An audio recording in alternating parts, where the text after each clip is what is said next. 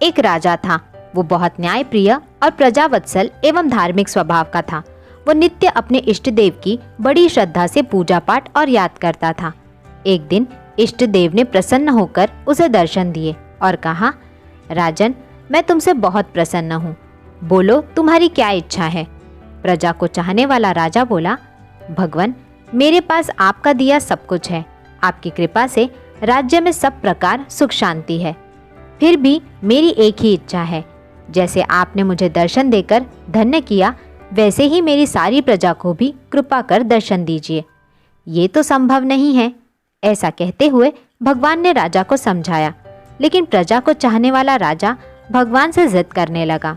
आखिर भगवान को अपने साधक के सामने झुकना पड़ा और वो बोले, ठीक है, कल अपनी सारी प्रजा को उस पहाड़ी के पास ले आना और मैं पहाड़ी के ऊपर से सभी को दर्शन दूंगा।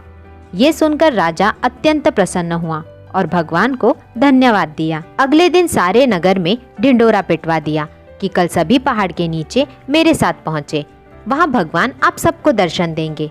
दूसरे दिन राजा अपने समस्त प्रजा और संबंधी को साथ लेकर पहाड़ी की ओर चलने लगा। चलते चलते रास्ते में एक स्थान पर तांबे की सिक्कों का पहाड़ देखा। प्रजा में से कुछ एक लोग उस ओर भागने लगे। तभी ज्ञानी राजा ने सबको सतर्क किया कि कोई उस ओर ध्यान न दे, क्योंकि तुम सब भगवान से मिलने जा रहे हो। इन तांबे के सिक्कों के पीछे अपने भाग्य को लात मत मारो। लेकिन लोभ लालच में वशीभूत प्रजा के कुछ एक लोग तो तांबे की सिक्कों वाली पहाड़ी की ओर भाग ही गए और सिक्कों की गठरी बनाकर अपने घर की ओर चलने लगे। वो मन ही मन सोच रहे थे कि पहले ये सिक्कों को समेट ले, भगवान से तो फिर कभी मिल ही लेंगे। राजा उदास मन से आगे बढ़ा। कुछ दूर चलने पर चांदी के सिक्कों का चमचमाता हुआ पहाड़ दिखाई दिया। इस बार भी बचे हुए प्रजा में से कुछ लोग उस ओर भागने लगे और चांदी के सिक्कों को गठरी बनाकर अपने घर की ओर चलने लगे। उनके मन में विचार चल रहा था कि ऐसा मौका बार बार नहीं मिलता है। चांदी के इतने सारे सिक्के फिर मिले ना मिले, भगवान तो फिर कभी मिल ही जाएंगे।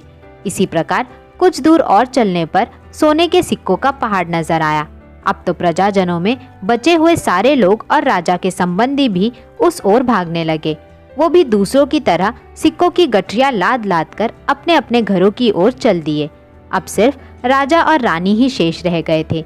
राजा रानी से कहने लगे, देखो कितने लोभी है ये लोग, भगवान से मिलने का महत्व ही नहीं जानते हैं। भगवान के सामने सारी दुनिया की दौलत क्या चीज है। सही बात है।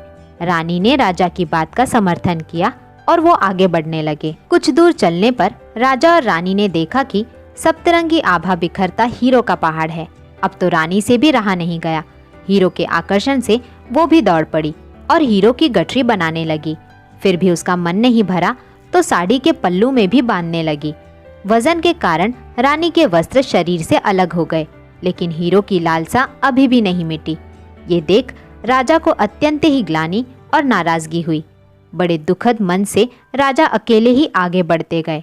वहां सचमुच भगवान खड़े उसका इंतजार कर रहे थे। राजा को देखते ही भगवान मुस्कुराए और पूछा, कहाँ है तुम्हारी प्रजा और तुम्हारे प्रियजन? मैं तो कब से उनसे मिलने के लिए बेकरारी से उनका इंतजार कर रहा हूँ। राजा ने शर्म और आत्मग्लानि से अपना सर झुका दिया। तब भगवान ने राजा को समझाया, राजन, जो लोग अपने जीवन में भौतिक सांसारिक प्राप्ति को मुझसे अधिक मानते हैं, उन्हें कदाचित मेरी प्राप्ति नहीं होती और वो मेरे स्नेह और कृपा से भी वंचित रह जाते हैं।